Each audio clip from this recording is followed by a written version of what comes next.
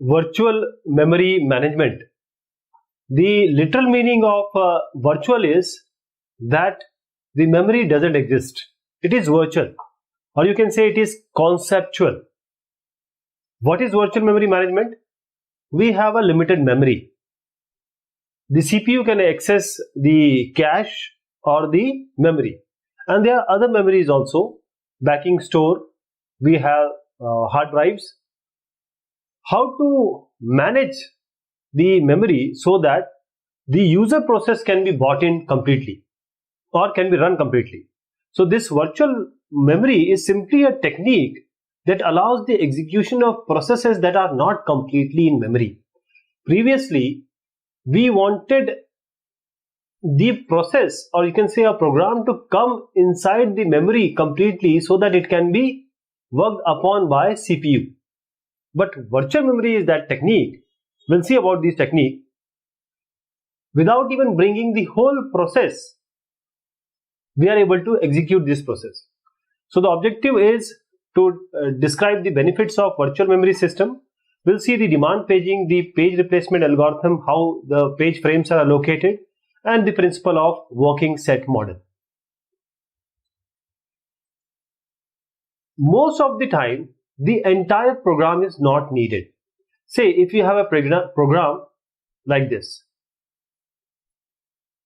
You have a function here, you have a function here, you may have some error conditions, you may have some array or list, you can have certain features like you are using, say, GIMP. Now GIMP has, or any other, you can take Word. Word has hundreds of options, features available. Do you use every and each of them? I don't. I just use few of them because my work is like that.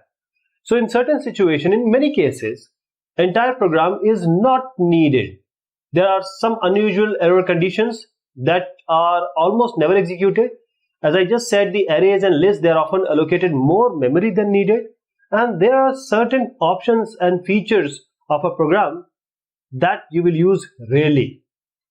Okay, so this virtual memory is all about running your process or program which is not inside the memory completely. So the benefits of executing a program that is only partially in memory is that you can run more programs at the same time.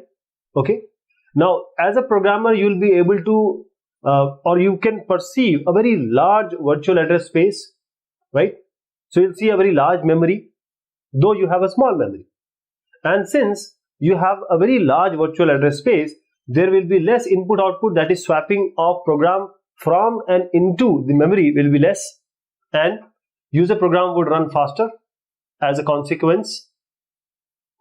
So virtual memory, this is actually a separation of your memory, that is the your user logical memory, means the memory which is shown to you. This is user logical memory.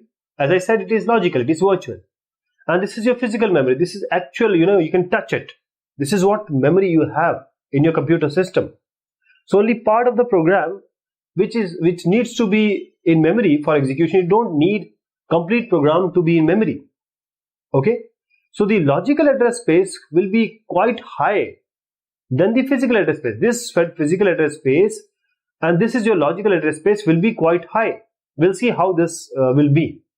And since we have larger logical address, now various processes can share also the address spaces, right? So this virtual memory is a concept, and to implement this virtual memory, we need demand paging, or we can do it by demand segmentation. We have learned about paging and segmentation. So this is a simple view of or representation of virtual memory that is larger than the physical memory. So what is going on here is, this is your actual memory. This is what you have in your computer system practically. And this is your virtual memory. You have divided the memory, or you can say divided the processes which are to be run in number of pages. And these pages are mapped such that they are being bought, they are being sent out to the backing store, and they are being swapped in as per requirement. Means the memory mapping is such that this huge logical address space is mapped with this physical address space through various things, like you can say paging with swapping. When you are able to pick certain pages, you can take them out of the memory and bring some pages inside as per requirement. Then at one time your program may be running. Here your program may be running, and as it requires the pages that can be bought in, that can be sent outside or backing store. So the virtual address space of a process actually refers to the logical or virtual view of how a process will be stored in memory, right? So what a logical address says, this view that a process begins now at 0 and it exists in a contiguous memory. This is what virtual address space understands. This is how this is your process. Now your process has, or your program has certain code. It will have some data, and the heap and stack is there. This heap and stack, or the heap, which is where you have this new, when you use in your program new, or you can say malloc, then you ought to have some, this is a dynamic memory allocation. So we allow this heap to grow upwards in memory, we are doing dynamic memory allocation here. So this is the view of your program, and this starts with a logical address say 0 till some max. This is your view. This is what you will perceive. So the virtual memory, what it does, it allows the files and memory to be shared. So both the basic idea is sharing of 2 or more process through the page sharing. So all the key is sharing first of all, and bringing when it is required, bringing the pages when it is required. So the benefits is, there are system libraries, as I just said, that you have say stdio.h. Most of the processes, they might be having these in terms of pages. Now this is already there. Why not most of the processes which actually use it share it, rather than bringing each of the process bringing their own copy?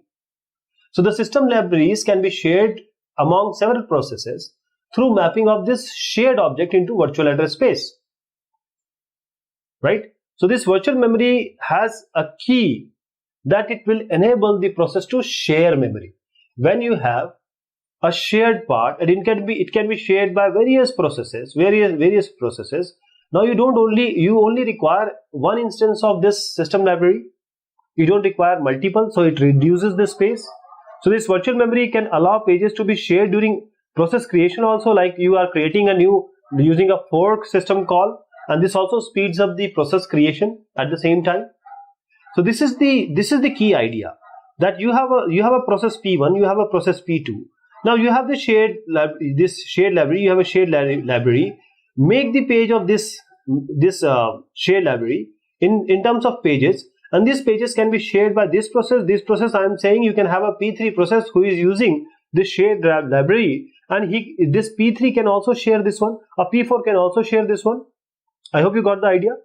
So when multiple instances of the different processes are sharing a single instance of a shared library, that means you need less space. You need enormously less space. Virtual memory can be implemented through demand paging. That is, bring the page. We know that we have our memory where CPU is going to work. We have a backing store, right? Now here we have the processes or the programs which are going to be processes when it comes to main memory. Now let us divide the processes in terms of pages, and we know when we divide, say this is a process, we divide it into certain pages, say 0, 1, 2. Now the size of these pages are equivalent to the frames. This is frame 1, this is frame 1 F1, this is F2, this is F3. Now this has to correspond to this if you are to execute this process. So this bring these pages only when they are required. Only when they are required. That will lead to less input output, less memory, faster response, and more users can work simultaneously. So what we try, this virtual memory implementation or demand paging says, when you demand, then only paging should be done. That is, pages is needed when you reference it. When you reference it. If at all the reference is invalid, abort it. If that page is not in memory, this page is not in memory, then you have to bring it. You have to bring it from here. There is something called a lazy swapper, means sleeping swapper. That means it will never swap a page into memory until page will be needed. If it is not needed, it will not make space, or it will not pick any page from this frame and send it out to the backing store. It will only do this when it is actually required. So the swapper that deals with pages is a pager. So a demand paging system is actually similar to paging system only. We have learned about paging system in depth. So the paging system, if you combine the paging system with the swapping, then this is an implementation of virtual memory. So demand paging system is very similar to paging system with swapping, where the process resides in memory, secondary memory, usually on the disk. Let it be there. Only bring when it is required. Okay. So what concept is? The concept is just swap out these pages when it is required that these are to be swapped in. Say these three are to be swapped in. Then these are to be swapped out. So swapping out and swapping in is done when it is in demand, when it is required. So the basic concept here is, when we want to actually implement it, we need some hardware relationship also.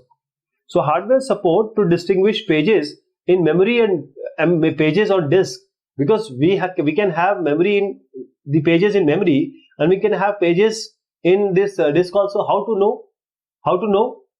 We can have a valid bit and invalid bit. That is, valid bit means we have known that we can put this V and I in the page table itself. So valid bit means the page is both legal and it is in memory, and invalid means the page is either it is not valid, or you can say the page is valid but it is not in the memory, but it is in the disk. It is not in the memory.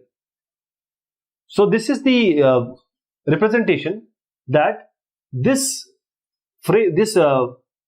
0 corresponds to 4. Okay, I am saying that this is the 4. This is the 4 or 4th frame, where this is actually 5th. 1, 2, 3, 4, 5. So this is the 5th frame because it starts from 0. So we have this 4th frame which is having A. That is why we are having a valid bit. Valid bit means this page is both legal and it is in memory. This invalid I means this page is not, it may either not be valid, or this page is maybe it is not here because it is invalid, it is in the backing store. Okay. So the process execute and accesses the page that are memory resident, and if the process even tries to access a page that was not bought into the memory, it is not in the memory because it is marked invalid now, a page fault trap is caused. There will be a page fault because there is no page. There is a page fault, and we need to cater to this situation. So we need to handle this page fault. So what is the procedure of handling the page fault? We check the internal table to determine whether the reference was actually valid or invalid memory access. If it is valid access, then we go ahead. If it is invalid reference, we terminate it. If it was the reference is valid, but we don't have any place to put that page or to bring that page, first we have to find a free frame. So we have a free frame list. We'll see which frame is free. Then we'll take the page from the memory, that is the not the primary memory but the backing store. We'll bring those pages into now with a free frame which is newly being allocated, and then we have to change the table. So we need to change the table also because now the things have changed. And since, say, our program is like this, the instruction has stopped here. Here we have encountered the page fault. Then we have to restart it again after fulfilling the trap requirement. That is, we have bought the page which is required. So what what exactly things are going on is that we want to load something. First thing is there is a reference. When we referred, we found it to be invalid. So a trap will be generated and it goes to the operating system. The operating system sees that the page is not into the memory, but on account of the page table entries, it knows that there is a trap and we don't have the page here. So we have to go to the backing store. This backing store has the page, and this page which is being referred has to be bought in. But before it can be bought in, we need to find a free frame. So there is some swapping to be done. If the pages this memory is filled, we have to find a frame. We have to take some pages out and take it back to the backing store. So now we have to find a free frame. If it is available, then we bring the missing page. Then we change the entries of the page table because the things have changed now. This has to be made V because now it is valid. And then we have to start the instruction for load M. This is the load M instruction, and if the page fault is there, all these steps are to be followed. There is something called pure demand paging. This is never bring pages into memory until it is required. See what happens, that sometimes we have these pages. See, if you have to bring this page, the possibility is because of the locality of reference, this page and this page can also be bought. But pure demand paging says never bring these pages. If it is required, if this page is required, only bring that page. So some programs may access several new pages of memory with each instruction, as I just suggested. This can cause multiple page faults, and that will lead to poor performance. As we said, programs tend to have a locality of reference. That means if this page is been called, it is highly likely that the page which are nearer to it will also be called. So the program tends to have a locality of reference. So this results in a reasonable performance from demand paging. So we have hardware support also to support the demand paging, that is the page table and the secondary memory. In the page table, we can easily see that we can mark the entry as valid and invalid. And what does the secondary memory do? Whichever pages are not in memory can be kept in hardware or this secondary memory. This can also be termed as a swap device, because here we are going to put in the pages and bring the pages. And there are certain software constraints also. What are these? That if this is the program and you have a page fault here, you need to start from here only. You don't need to restart it again and again. So what is the performance of demand paging? The demand paging is very important as far as the performance of the computer system is concerned, because the demand paging can significantly affect the performance of the computer system. We will compute the effective access time. How much time does it take to bring the page up or put the page out, right, in demand paging system. So if we assume that page fault rate is between 0 and 1, so we'll take it as a probability. This p lies between 0 and 1. What is the possibility of 0? That is, if this p is 0, that means there will be no page fault. That is the probability of page fault rate, because there will be no page fault. So 0 page fault. And if every reference or every instruction will cause a page fault, then we say the probability is 1. Every reference is a fault. So how to compute the effective access time? P is our page fault rate. So if P is page fault, then 1 minus P is that is, it will not be a page fault. So if 1 minus P is there will be no page fault. We will directly do the memory access. There will be no problem. But if we have a page fault, we have to do certain thing. What? If there is a page fault, we have to go to the backing store. We have to bring in the page. We have to swap out any page if the free frame list is not there, means there is no free frame. So these things have been done, that is page fault overhead, swapping out the page, swapping in the page, and we need to restart the instruction also, because we might have stored the present scenario or present session of that the program, because we need to restart from where we left. So EAT will be like this. Let me give you an example. Memory access time is 200 nanosecond, for example. The average page fault service time is 8 milliseconds. If there is a page fault, it will take 8 milliseconds to bring the actual page which is required. So as we just saw, EAT is 1 minus P into the memory access plus P into the the time it needs to cater to the page fault. So when you put the value, you get an expression like this.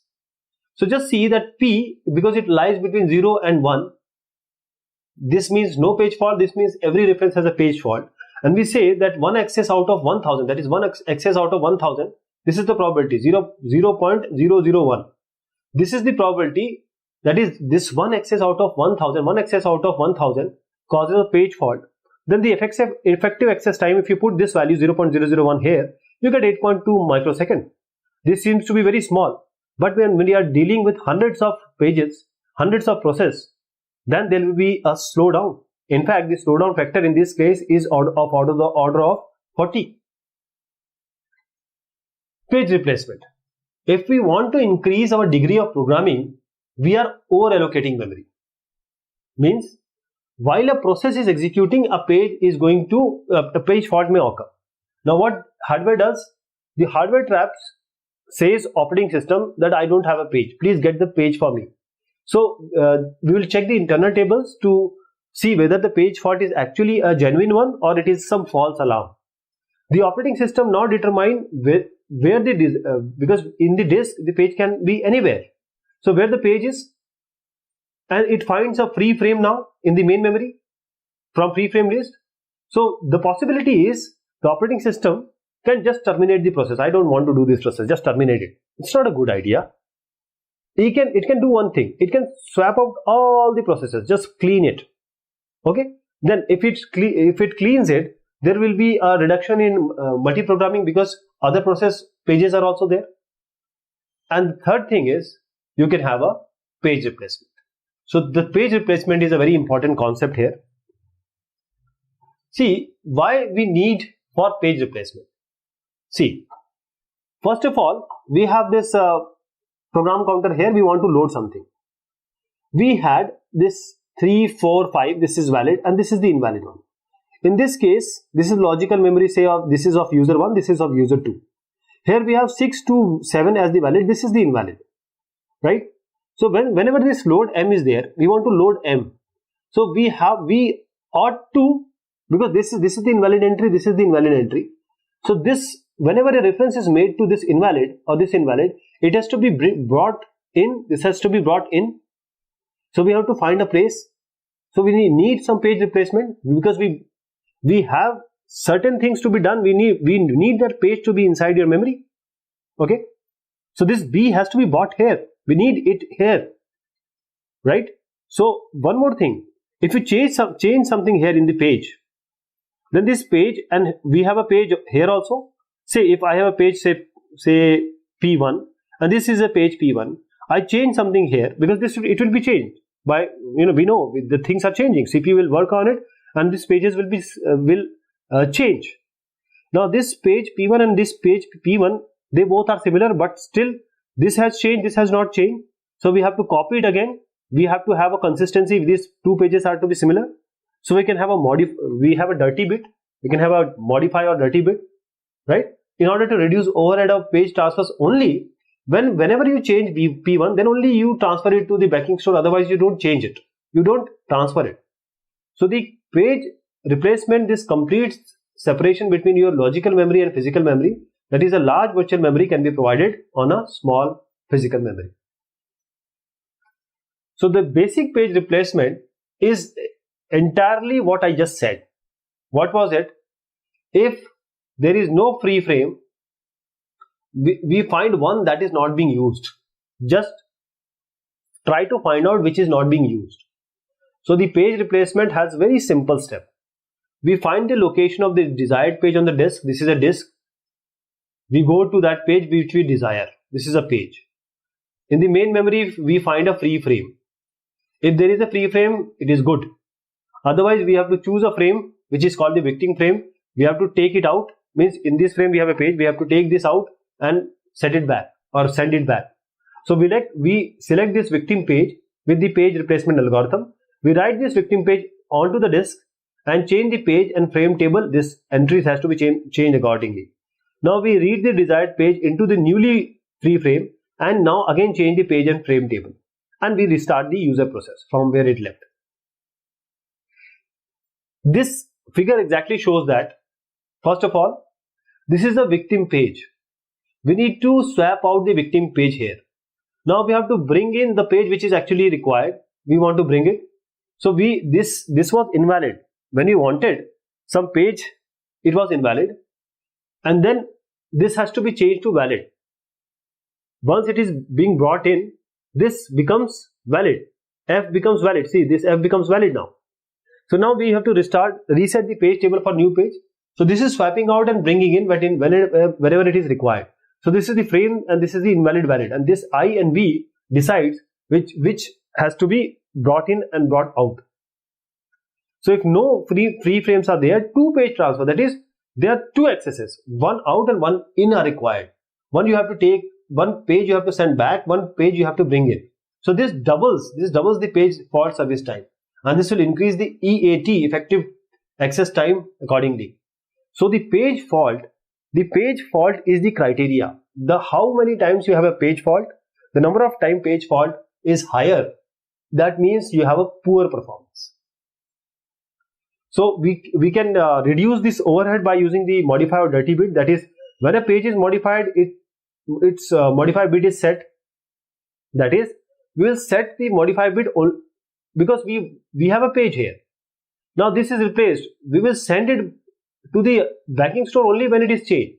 So if the bit is set, the page must be written onto the disk because we need some consistency. If the bit is not set, why would we require to write it back to the disk? Since it is already there in the same consistent way, which will reduce our input-output time, right? And there are two major problems we need to solve in order to implement the demand paging. First, we have to develop a frame allocation algorithm. We have to develop a page replacement algorithm. That is, frame allocation algorithm, that is, if we have multiple processes in the memory, we must decide how many frames are to be allocated to each process. Means the frames can be 2, 4, 6, how many frame is to be allocated. This we will see. And also the page replacement algorithm, that is, which page replacement technique will we are going to adopt so that the page faults are as least as possible. So when the page replacement is required, we must select a frame that are to be replaced. So we select a particular algorithm. We'll see about all these algorithms. These are FIFO, an optimal, LRU, etc. So we want the one that has lowest page fault rate. This is what is required. So in order to evaluate the algorithm, we'll see some reference string, right? We'll see this reference string. We are going to use this, and we'll try to evaluate the algorithm by running it on this particular string. And we will see how many page faults are there. The algorithm with higher page fault will not take that. We'll only go for those algorithms which gives us lowest page fault. And we'll see also what is happening, because there are so many things which are going on, thrashing, etc. So this is the graph which I wanted to emphasize, that when you increase the number of frame, the basic idea is that you are, as if you are a beginner, you will simply understand that we want frames, we want pages to be brought into the frames. Why not to increase the frame? Just increase the frame. But if you increase the frame, if you increase the number of frames, see, I'm increasing the number of frames, but the number of page fault will remain constant here. Though here, if we just have one frame, the page fault is quite high. 2 is also substantial. 3 also, you can consider this. But when you increase the size from 4 to 5 to 6, it eventually the number of page fault remains almost constant. So the increasing of number of frames cannot be a solution. It is a solution, but just immensely increasing the number of frames to allocate to get more pages inside can not only be a solution. FIFO page replacement. This is the simplest page replacement algorithm. FIFO stands for first in, first out. So the oldest page will be chosen to be replaced. This will be the victim page. For that, we can assign a time, when the page is bought. And it is not strictly necessary to assign a time to know which one is oldest. We can use simply a queue. So the latest will be put in the tail, and in the head will be the oldest.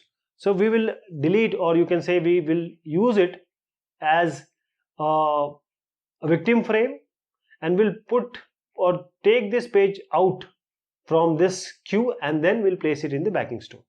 Quite easy to understand and implement. As you see here, we have a reference string. These are, say, the pages. We have 3 frames. So these 3 pages can be in memory at a time per process. So we have 3 frames here, 1, 2, 3. If this comes 1, 2, 3, so 1 will be placed here, 2 will be placed here, 3 will be placed here, because there is no page inside this frame. So there will be 3 page faults. Then 4 will come. Oldest one is 1. So we have to replace this 1 by 4. Okay, this will be replaced. Now 1 will come because we have just replaced this 4 and this is the newest one. We have to replace this 2 with this 1. Now in this 3, we have 4, 1 and now 3. Okay, now 2 will come. So we have to replace now this 3 with 2.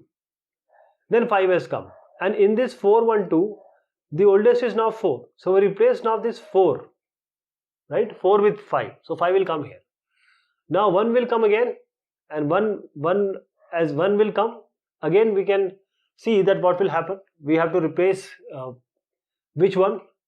Since 5 has just come and 3 and 4 is there, but this 4 is being here for quite a time, and this 1, as you see here, 1 has come now, but 4 has come before, so we have to replace this one, right?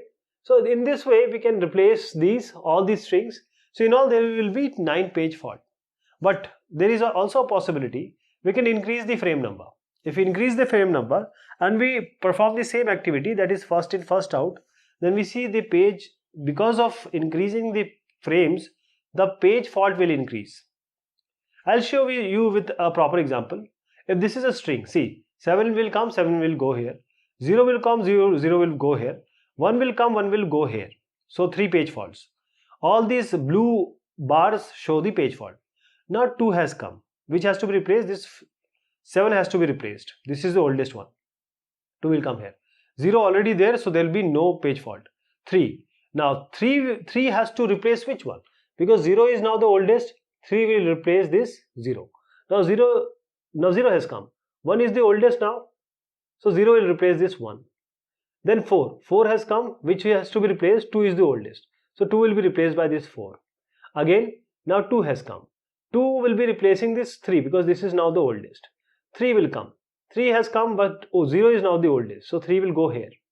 0 has come. 0 will, this 4 is the oldest one, 0 will take this place. Since 3, 2 is already there, there will be no page fault here. 1 will come. 1 will replace this 2, right? Then 2 will come. 2 will replace this 3, so 2 will come here. Now 0 and 1 is there, there will be no page fault. 7 will come. 7 will come here, so 0 has to be replaced. Now 0 has come. 0 has to replace 1. 1 has come. 1 has to replace this 2 because all these which are oldest or out of 3 will be replaced. So there are 15 page faults. So there is a B-Lady anomaly. Now B-Lady anomaly is when you increase the frame size. If you increase the frame size, this is obvious that the page fault should decrease, but this is not the case. Just see this illustration. When we increase the number of frames, here the number of page fault has increased. This is the number of page frame 3 and this is 4, so it has increased. This is called the B-Lady anomaly. Now we come to optimal page replacement. This optimal page replacement, because we had B-Lady's anomaly in FIFO, as we increased the frame, the page fault increased.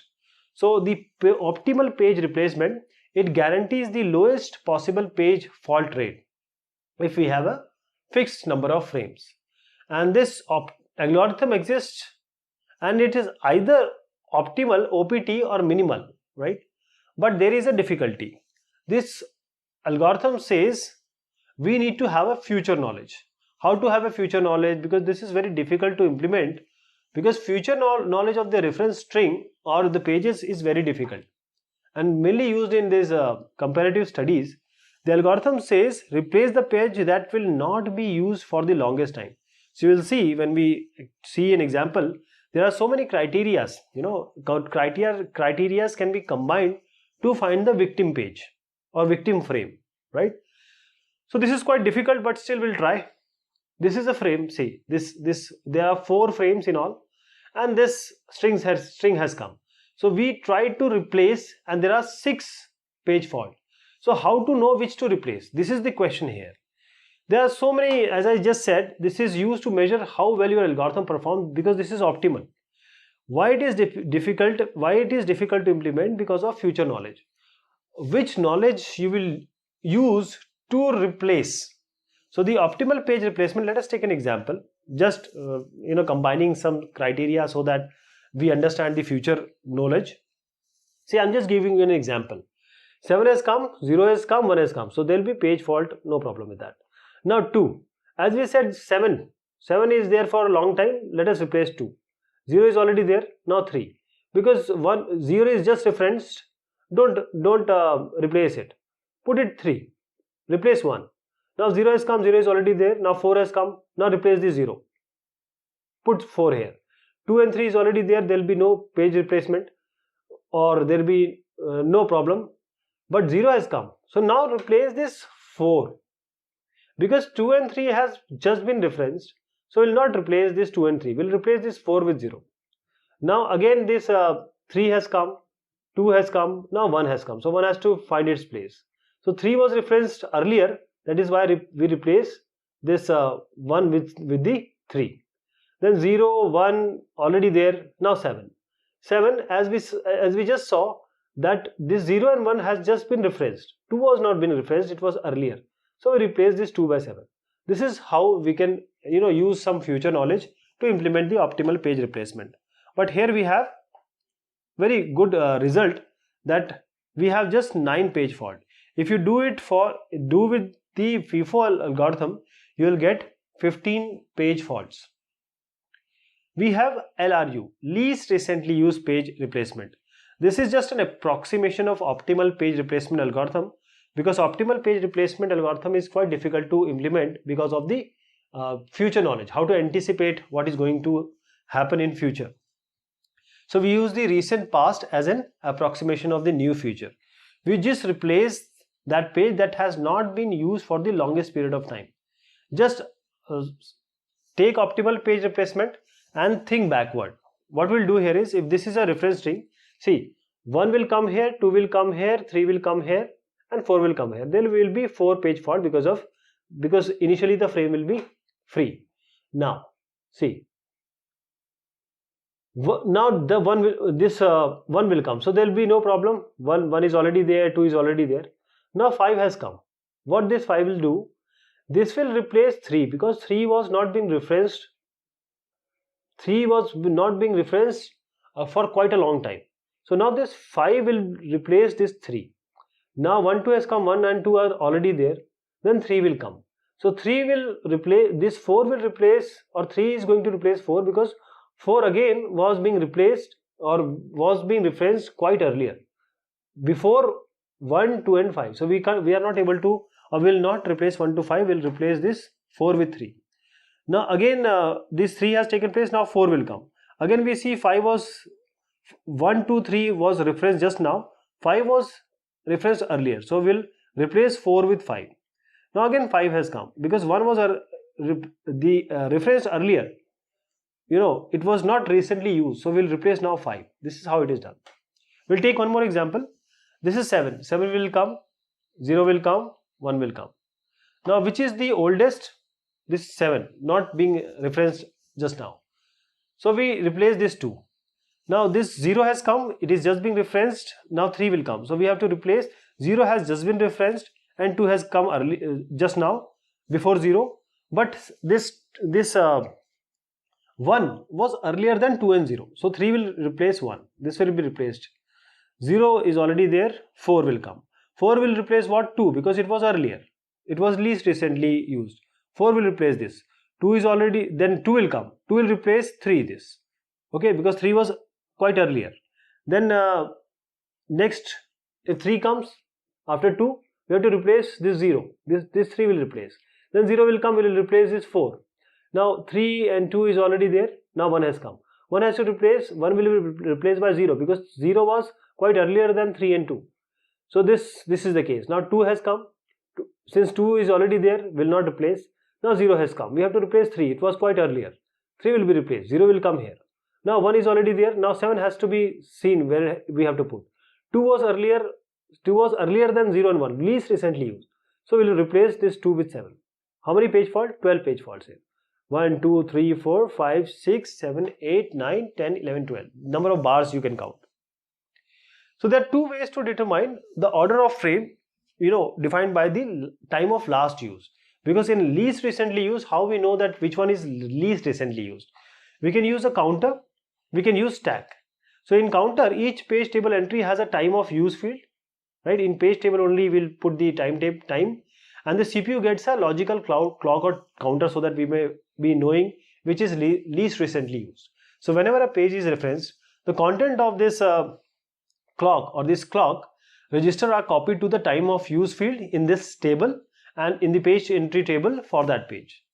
If you want to see the stack version, whenever a page is referenced, it is removed from the stack and put out on the top. Removed and put it on the top. So the bottom one will be the page which has to be, which is the victim, which has to be removed. So this is how it is done. This is stack. So this is stack after B.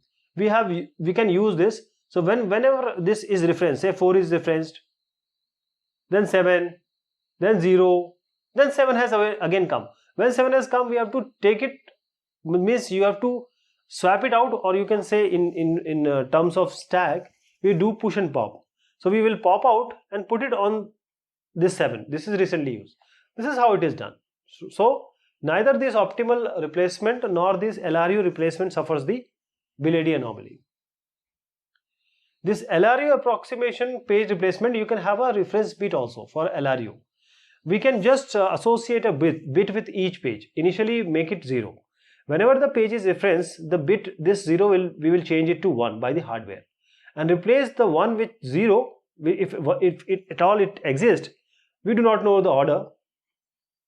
We have additional reference bit algorithm. See how it helps us. You can get some additional ordering information by recording the reference bit, but now at regular intervals. So we'll use a 8-byte. You can have a 8-byte. This is used for each page in table in memory. So this is actually a register. So this register is a write shift register.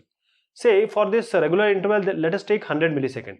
Every 100 millisecond the page are referenced, and if the page was used, then a 1 is moved into the most significant bit of the byte.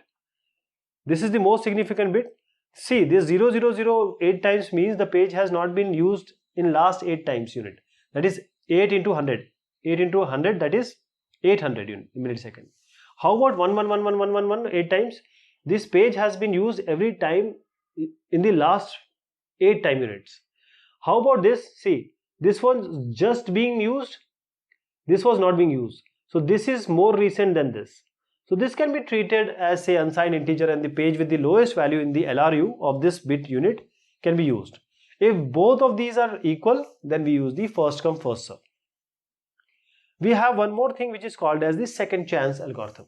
So like the FIFO replacement algorithm, this is just like FIFO replacement algorithm, first come first out or first in first out. But here we inspect the reference bit, and now we replace the page if the value is 0. If the reference bit is 1, then that page gets a second chance. See, if the reference bit is 1, we'll give it another chance. So its reference bit is cleared, it will make it 0, and its arrival time is again reset. So it gets another chance. So the page that has been given a second chance will not be replaced. It will not be replaced until all other pages are replaced. This is second chance algorithm. So if the page is used often enough to keep its reference bit set, it will never be replaced. It will never be replaced. This second chance says you need a reference bit, as I just indicated you. We have a clock replacement.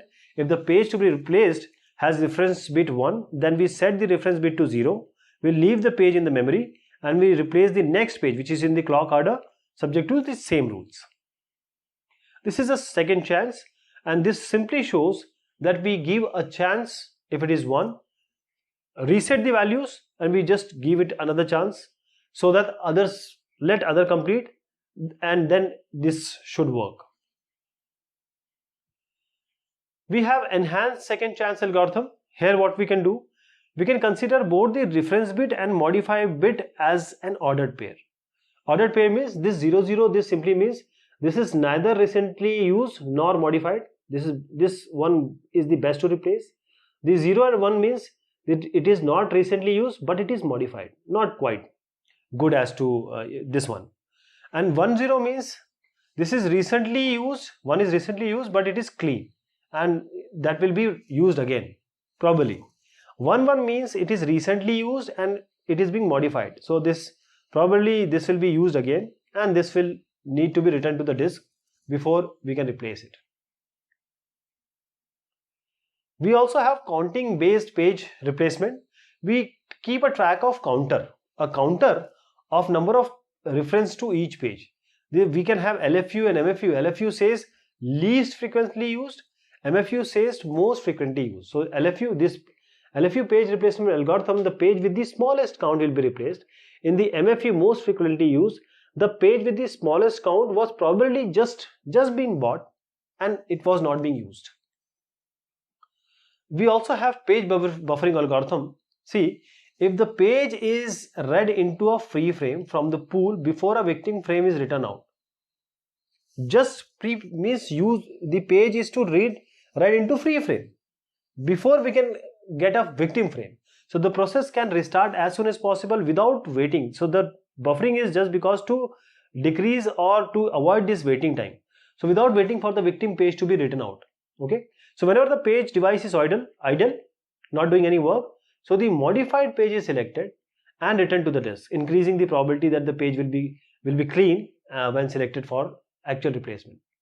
So you can remember which page was in each frame for the pool and reuse the old page directly if needed, before the frame is reused, of course. So the application page replacement, see, if you talk about databases, these are the application processing, data. They know better. These databases knows better how to handle their own data than the general purpose use of page replacement used by operating system.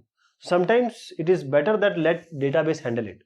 The data warehouses, they perform massively, they are a huge sequential disk read, and this is followed by quite a computation and writes. So this MFU becomes quite efficient than the LFU in this case. So how to allocate the frames? Each process need some minimum number of pages. For example, if you take IBM 370, it has 6 pages. It needs 6 pages to handle the move instruction. So instruction here is 6 byte and it might go to 2 pages.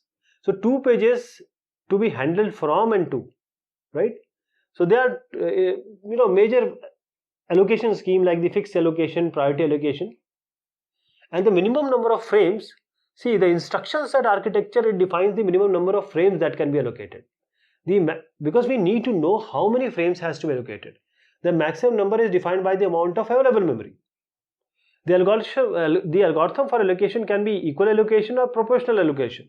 That is, equal allocation means just allow or give every process equal frames. In proportional allocation, allocate memory to each process according to the size of the size. See, what size the process is, allocate accordingly. So we can have a global as well as local allocation. Global replacement, you can say a local replacement. Global replacement means a process can select a replacement from whole set, all the available set. So now the process may, here the local replacement, the process select only from its own set, of allocated frames. So in this global replacement, a process may even select only frames allocated to other process. This will increase the number of frames allocated to it.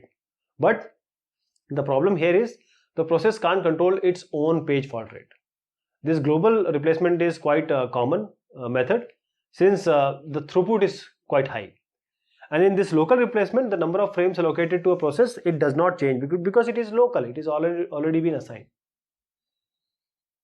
Then we have thrashing. What is thrashing? If a process has not enough pages, then what to do? That means if the process does not have enough pages, there will be page fault. page fault will be quite high, and when the page fault is high, the process will be doing more of the work in, swapping out, or doing the page fault, handling the page fault. There will be low CPU utilization. The operating system thinks that, okay, the degree of multi-programming is getting higher, but the thing is that the CPU utilization is low. There is another, if the number of frames allocated to a low priority process falls below the minimum number required, it may be suspended.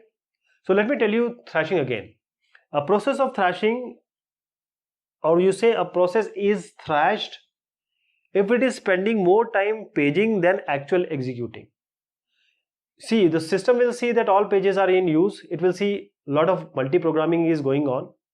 But the thing is that it is actually replacing and putting back, putting forth, in and out. So this is thrashing. What is the cause of thrashing? The thrashing is when we have no enough pages. So a process will keep faulting. They queue up for paging device, so the CPU utilization will decrease. A CPU scheduler sees the decreasing CPU utilization and will increase the degree of multi-programming as a result. And the new process will even cause more page fault, right? See, this thrashing is, we have degree of multi-programming you want to increase. This is CPU utilization. When you increase the degree of programming, you see at this point, degree of multi-programming is of course increasing, but the CPU utilization is being decreased. This is thrashing. This portion is under thrashing. So we can limit the effect of thrashing. How? By using the local replacement algorithm. If a process starts thrashing, if we are able to understand and know that if a process is thrashing and it cannot steal the frames from other, we can the pages are replaced with regard to the process of which they are part. You cannot take from other process, right? So we can the effective access time will also increase. So in order to prevent this thrashing, the one obvious idea is to give more frames, right? So again, if you allow more frames, then there will be again certain comprehensions. We can use the working set model.